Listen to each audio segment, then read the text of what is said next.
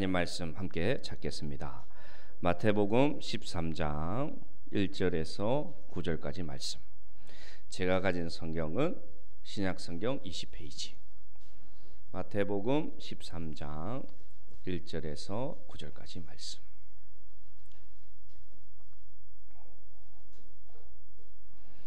제가 1절, 여러분 2절 교독하도록 하겠습니다. 그날 예수께서 집에서 나가사 바닷가에 앉으심에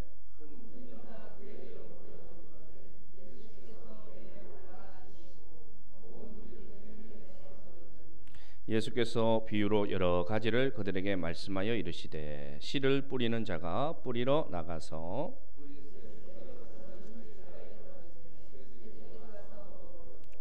더러는 흙이 얕은 돌밭에 떨어지매 흙이 깊지 아니하므로 곧 싹이 나오나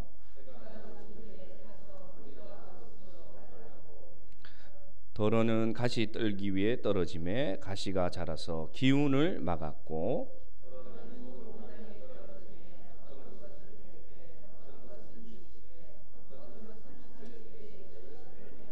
함께 읽겠습니다. 귀 있는 자는 들으라 하시니라.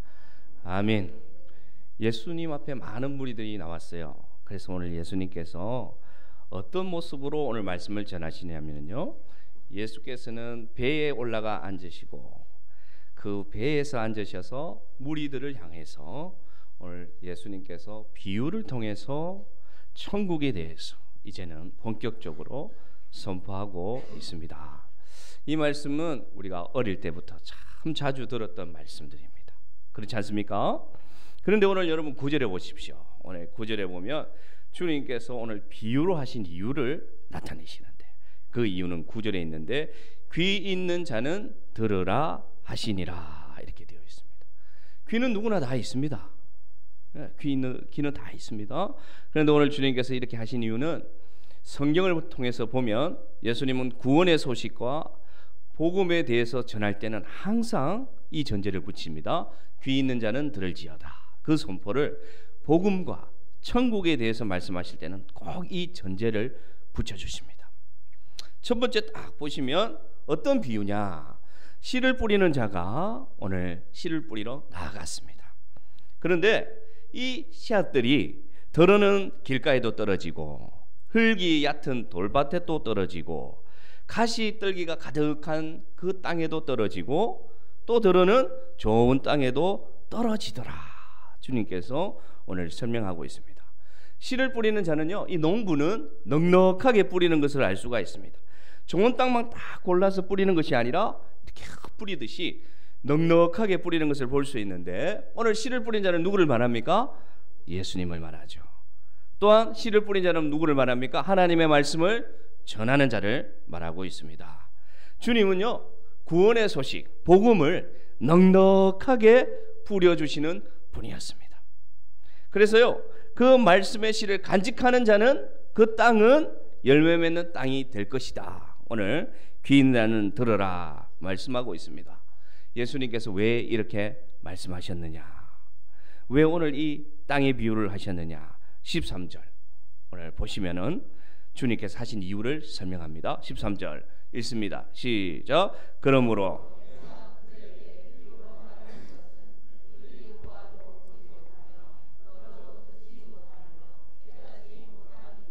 아멘. 보세요. 보아도 보지 못하고 들어도 듣지 못하고 그러니까 어떻게 된다?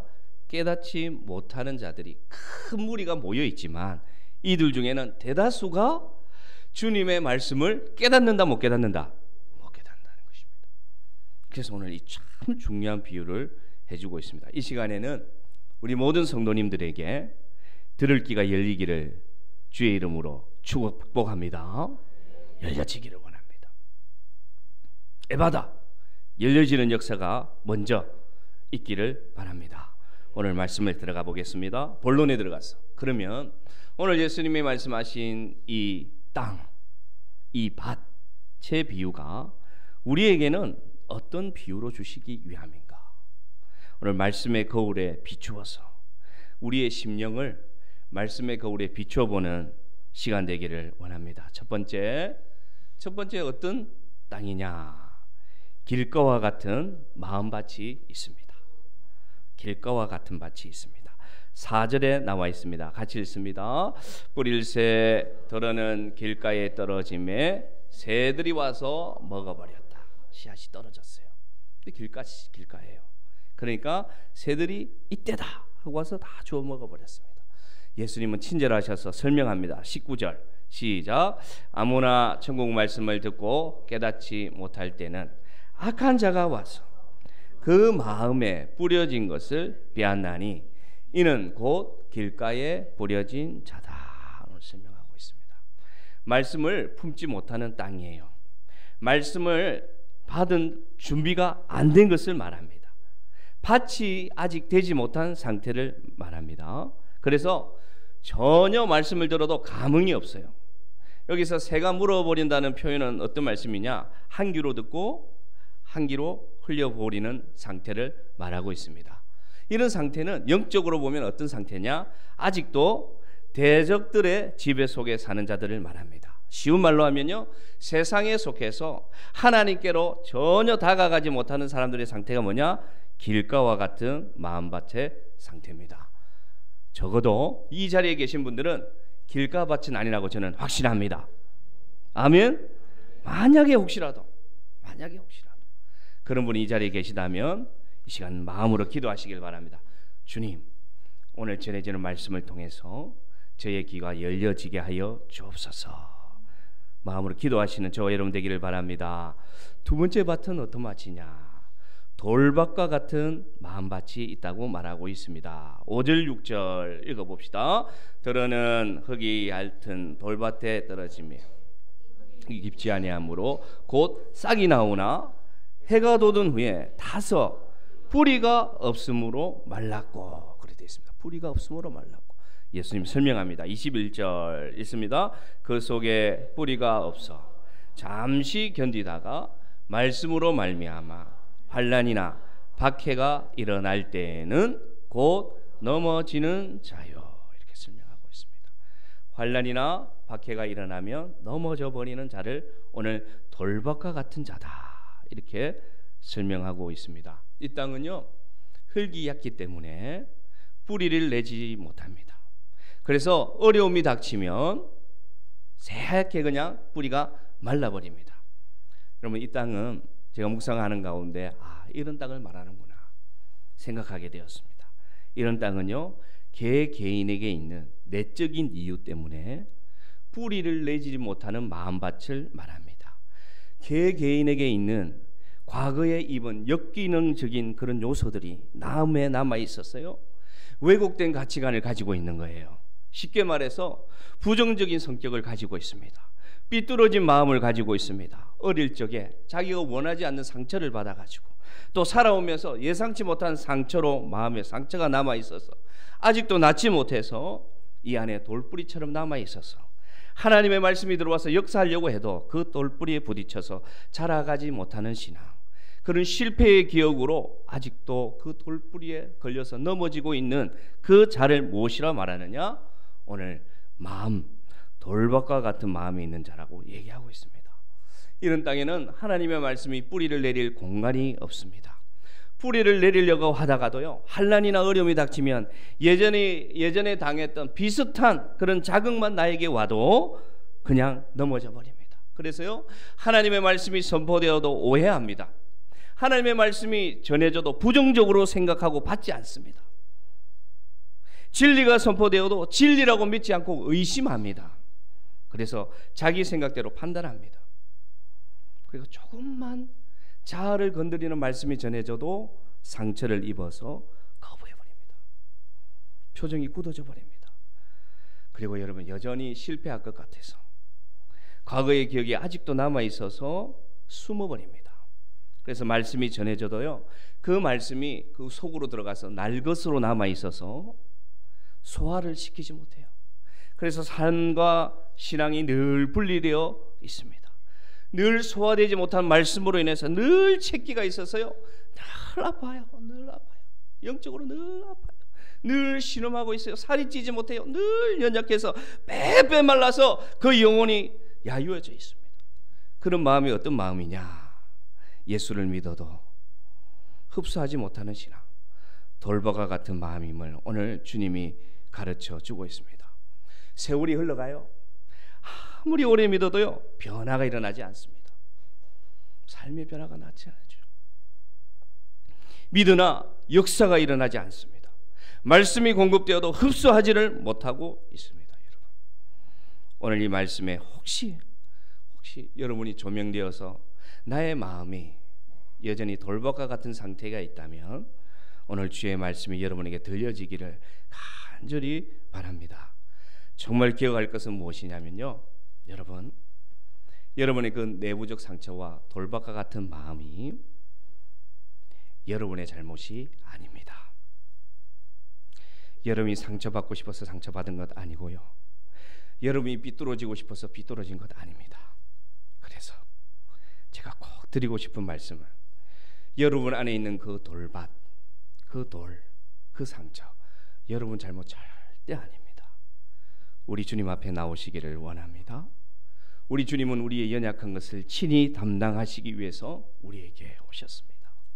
우리의 그 쓴 돌뿌리를 친히 담당하기 위해서 자신이 이 세상의 돌뿌리가 되어주셔서 지옥을 담당하시고 십자가에 달리사 우리의 연약함 그 숨이 감당하시고 우리에게 가벼워지라고 지금도 우리를 부르고 계심을 믿으시기를 바랍니다. 그럼 우리는 어떻게 해야 되느냐? 주님 앞에 기도하시기를 바랍니다. 하나님, 여전히 나에게 남아있는 이 돌뿌리가 내가 주님께 다가가지 못하도록 여전히 역사하고 있사오니 나를 사랑하시는 주님, 내 인생에 남아있는 이 돌뿌리를 거두어 가 주시옵소서. 수고하고 무거운 짐진 자들아 다 내게로 오라, 내가 너희를 쉬게 하리라 하는 주님의 음성이 이 시간 여러분 속에 들려지기를 원합니다.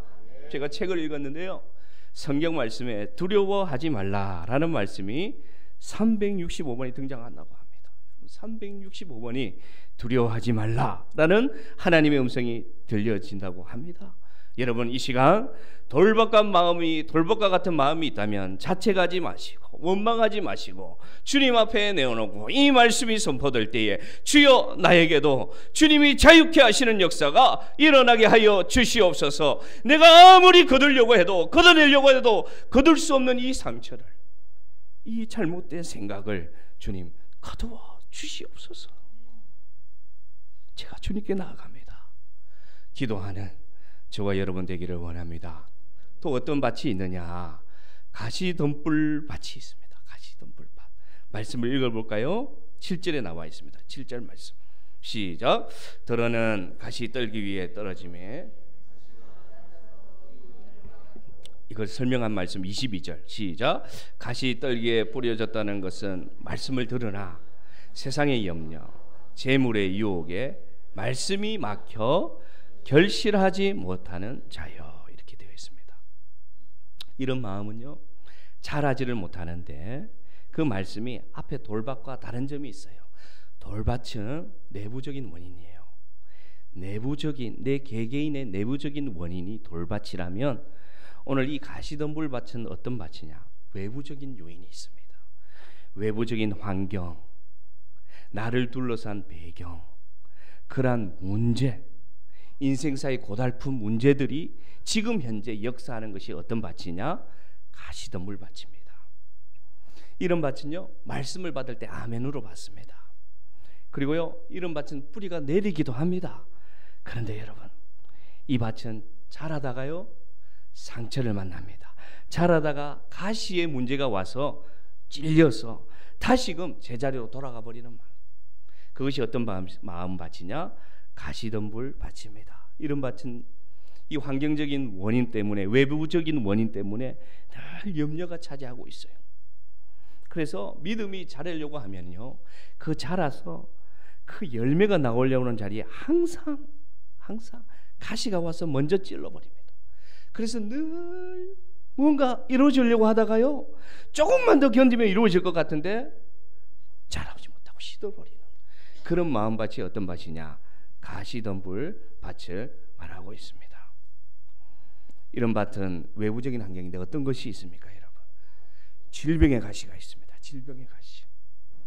우리 몸에 찾아온 이 연약함의 가시, 질병의 가시가 찌르기도 하고요. 또 어떤 밭이 있느냐?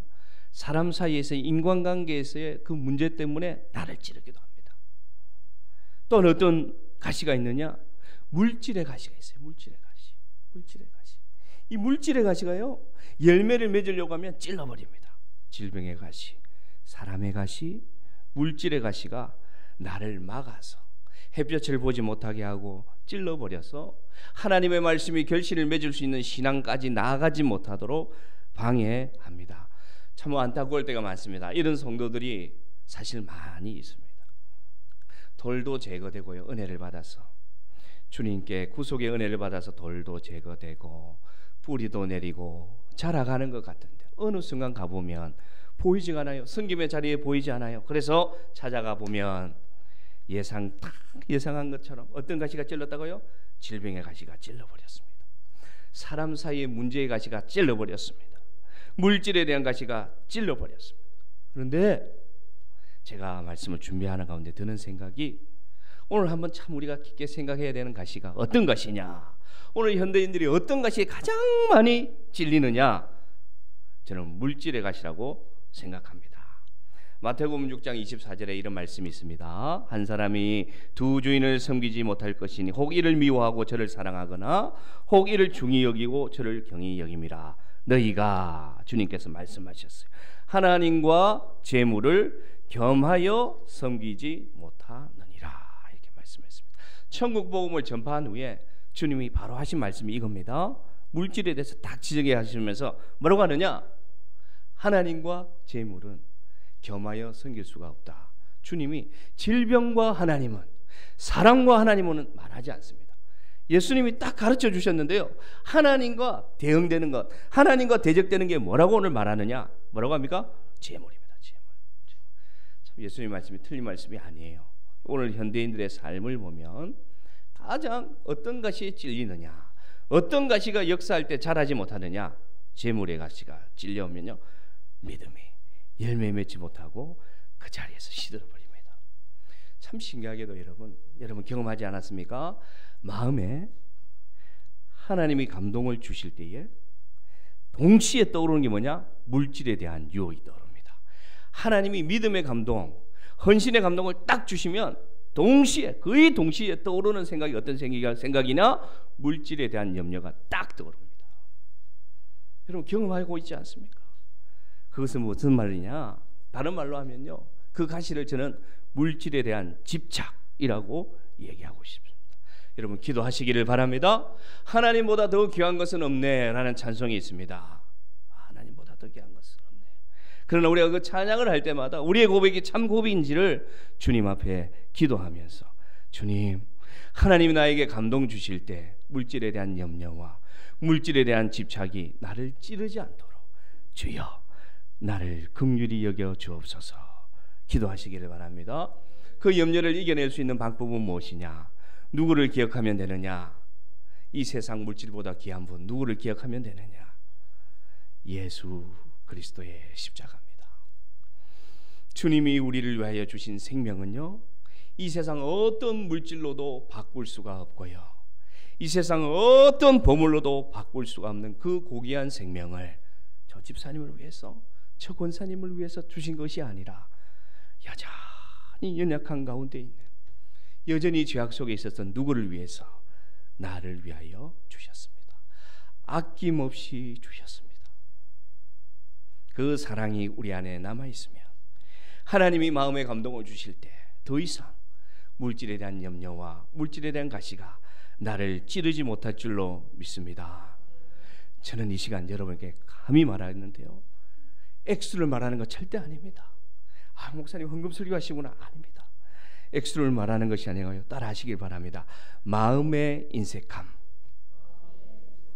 여러분 우리 가만히 보면요, 사람에 대한 참 넉넉해요. 더 나아가 볼까요? 자식에 대해서는 너무 넉넉해요. 그리고 좋아하는 사람 만나면요, 참 넉넉합니다. 비싼 음식도요, 정말 좋아하는 사람 만나면 마음껏 먹고 나눕니다. 그런데 이상하게도 우리는 하나님 앞에만 나오면 하나도 인색해집니다. 우리 주님이 우리의 인색한 마음을 보실 때 어떤 마음으로 보실지 참 때로는 염려되기도 합니다. 여러분, 이 문제는 조금 다른 문제인데, 물질의 문제, 이 물질의 인색함의 문제는 여러분 결단이 풀려야 합니다. 이 돌밭은 있지 않습니까? 내부의 상처와 내가 예상하지 못한 상처와 내 안에 남아있는 기억이 나를 누르는 거기 때문에 나의 잘못이 아니에요. 주님께 기도하면 나아가면 되는데, 다른 것, 이 가시의 문제는 뭐냐? 여러분, 결단해야 됩니다. 우리의 결심이 필요합니다. 우리의 노력도 필요합니다. 주님께 기도하면서 우리가 그렇게 될 수 있도록 우리가 연습하고 준비하고 단련하는 은혜가 필요합니다. 여러분, 우리 성도님들 간절히 바랍니다. 간절히 바랍니다. 이 여러분 인색함의 가시를 제거하는 역사가 올해 여러분에게 일어나기를 바랍니다. 한 번만 경험하면, 하나님께 드릴 때에 인색함의 그 가시를 꺾고 한 번만 하나님 앞에 드리는 넉넉함을 경험해서 그 넉넉함으로 인해서 주님이 채워주시는 감사, 주님이 채워주시는 자유, 주님이 주시는 평안을 맛보면 그 다음부터는 이 가시가 역사하지 않습니다. 그것이 체험의 신앙입니다. 이 체험의 신앙이 우리 모든 성도들에게 있어서 주님 앞에 나와가서 찬양할 때 마음에 막혀있는 담들이, 그 어색함의 잠들이, 그 부자연스러운 그 남아있는 그 담들이 무너져서 주님 앞에 두 손 들고 주 예수보다 귀한 것은 없네 라는 찬양이 진심의 고백이 되는 은혜가 2019년 여러분에게 있기를 간절히 바랍니다. 할렐루야. 경험하시기를 바랍니다. 참 자유가 주시는 평안, 물질의 염려가 더 이상 나를 지배하지 않고, 가난해도 넉넉하지 못해도 주님이 주시는 자유를 맛보는 그런 믿음, 그런 참 순례자의 믿음, 그런 나그네의 믿음이 우리에게 있기를 간절히 바랍니다. 마지막으로 우리가 소망하는 땅이 있습니다. 8절에 나와 있습니다. 13장 8절 같이 읽습니다. 들어는 좋은 땅에 떨어짐에 어떤 것은 30배의 결실을 하였느니라. 주님이 23절에 설명해 주고 있네요. 읽습니다. 좋은 땅에 뿌려졌다는 것은 말씀을 듣고 깨닫는 자니 결실하여 어떤 것은 100배, 어떤 것은 60배, 어떤 것은 30배가 되느니라 하시더라. 핵심은 여러분 어디에 있습니까? 결실하여, 여기에 핵심이 있습니다. 계속 자라가기만 합니다. 열매 맺어야 되는 나무가 열매는 맺지만 못하고요, 잎만 무성합니다. 여러분, 그런 믿음 많이 있습니다. 그러나 주님은 무엇을 보아서 알리라, 그 나무를 알리라 항상 설명합니다. 열매를 통해서 나무를 안다고 말씀하고 있습니다. 선한 열매 맺는 거 보면 그 나무는 선한 나무고, 나쁜 열매 맺으면 그 나무는 나쁜 나무다. 주님께서 가르쳐 주었습니다. 결실은 열매를 말합니다. 주님, 그렇죠? 그러면 이 열매는 뭐냐? 간단하게 말하면 여러분, 행함이 나타나는 믿음을 말합니다. 어렵지가 않습니다. 주님, 저희가 성령의 열매 맺게 해주옵소서. 맞습니다. 그러나 여기서 말하는 이 결실은 간단하게 말하면 뭐냐? 행함이 나타나는 신앙, 그것을 말하고 있습니다. 출발은 무엇으로부터 시작되느냐? 결실이 시작되는 출발은 들을 귀가 열려지는 것부터 시작되고 있다는 것을 아시기를 바랍니다. 오늘 말씀을 결론부에 들어가서 꼭 기억할 것은 여러분, 우리가 두 가지 오해를 합니다. 신앙생활에서 두 가지 오해. 오늘 이 본문을 읽을 때도 두 가지 오해를 하는데, 첫 번째는 어떤 오해를 하느냐? 첫째, 씨 뿌리는 자가 잘못되었다고 우리는 오해합니다. 씨 뿌리는 자가 나에게 좋은 씨를 뿌려주지 않았기 때문에 내가 여전히 열매 맺지 못하는 나무가 되었다. 우리는 누구를 원망하느냐? 씨 뿌리는 자를 원망합니다. 예수님을 원망합니다. 예수님, 나는 왜 열매 맺지 못하는 신앙입니까? 나는 이렇게 드리고 이렇게 헌신하고 이렇게 믿었고 우리 아버지가 믿었고 우리 할머니가 믿어왔는데 나는 왜 여전히 이렇습니까? 왜 나는 여전히 이런 형편에 삽니까? 우리는 누구를 원망하느냐? 씨 뿌리는 자를 원망하는데, 여러분, 그 잘못된 오해를 걷어버리기를 원합니다. 먼저는 여러분, 우리가 좋은 밭이 되어야 됩니다. 신기한 것은 내 힘으로 좋은 밭이 될 수 있습니까? 없습니까? 절대 될 수 없습니다. 무엇이 있을 때만 됩니까? 은혜가 있을 때만 좋은 밭이 됩니다. 주님께서 밭을 갈아주셔야 돼요.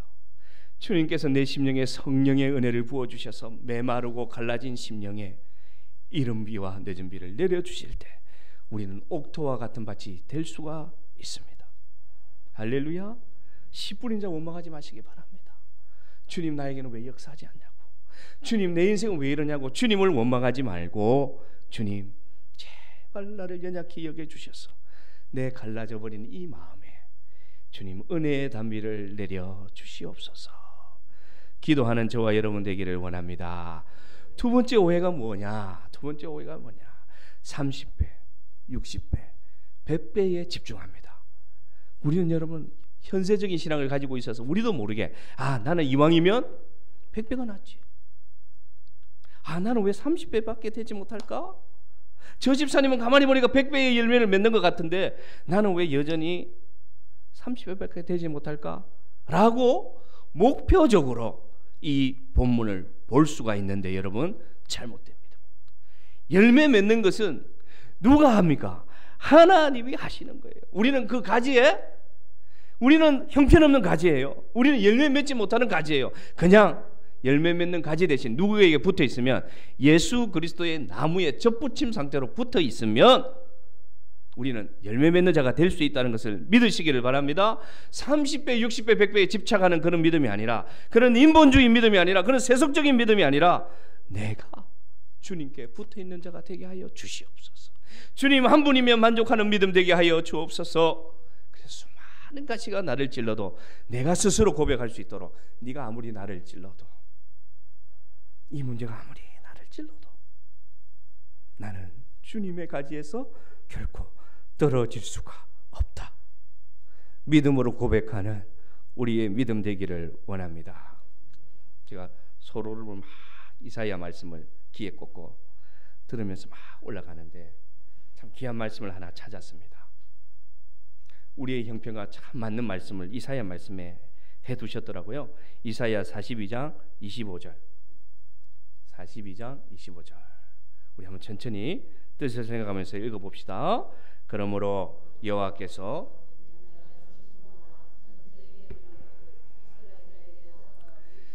그 사방에서 불타오르나 깨닫지 못하며 몸이 타나 마음에 두지 아니하는도다.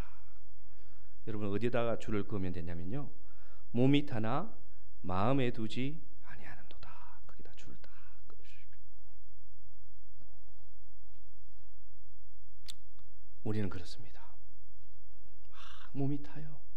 인생의 문제 때문에, 변화되지 않는 내 자아 때문에, 여전히 잊을만 하면 찔러오는 상처 때문에 다 몸이 탑니다. 불이 타는 것처럼 괴로워합니다.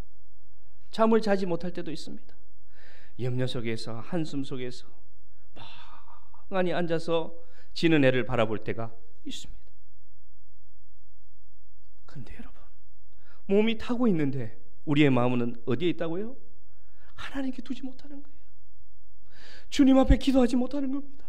주님 나를 살려주십시오 기도하지 못하고 그 상황에 내버려진 채로 몸이 타고 있는데, 까맣게 심령이 죄가 되어가고 있는데 여전히 마음을 하나님께 두지 못해서 여전히 돌뿌리에 죄이고 여전히 가시에 찔리면서 수고하고 무거운 짐진 자들아 내게 오라는 주님의 음성을 듣지 못하는 우리의 인생의 삶의 현실을 이 말씀에 하나님께서 말씀하고 있습니다. 화요일날 이 말씀을 준비하고 수, 목, 금, 토 지나면서 제 자신을 돌아보면 저는 여전히 저 안에 돌뿌리가 남아있습니다. 여전히 돌뿌리가 남아있습니다. 좀 안 부딪혔으면 좋겠는데, 비슷한 어떤 자극만 있으면 여전히 부딪히고 있습니다. 주의 종이 되어서 여전히 내 삶에는 가시가 남아 있습니다.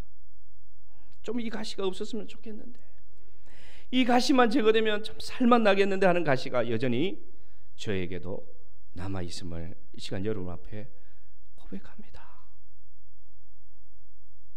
우리가 할 수 있는 방법은 무엇이겠습니까, 여러분? 나를 사랑하신 예수님밖에 없습니다. 여전히 사랑하시고 나의 질고를 짊어지시고 나의 지옥을 짊어지신 예수님이 여전히 나를 기다려주신다는 그 믿음만 있으면 여전히 우리는 돌뿌리에 부딪히고 여전히 가시에 찔리는 삶을 산다고 하더라도 나아질 것입니다. 주님 앞에 나아가는 저와 여러분 되기를 원합니다. 주님 앞에 고백합시다. 주님 앞에 마음을 둡시다. 그래서 여러분, 우리에게 찾아오는 돌뿌리, 우리의 환경에 남아있는 이 집착의 가시들이 다 거두어져서 두 손 들고 주님께 찬양하는 그러한 날이 우리에게 속히 올 수 있도록 힘이 들지만 믿음으로 나아가는 저와 여러분 되기를 원합니다. 어느덧 열매가 맺히고 어느덧 화려하지 않지만 꽃이 열렸어. 주님 앞에 찬송하는 그날이 분명히 올 줄로 믿습니다. 아무리 거두어내려고 해도 거두지 않는 그 돌뿌리가 어느 날 옮겨져서 그 자리에 뿌리가 내리고 그 자리에 줄기가 자라서 아름다운 하나님의 열매가 맺히는 그날이 분명히 올 것을 저는 믿습니다. 왜냐? 하나님이 지금껏 역사하셨기 때문에 분명히 그날이 올 줄로 믿습니다.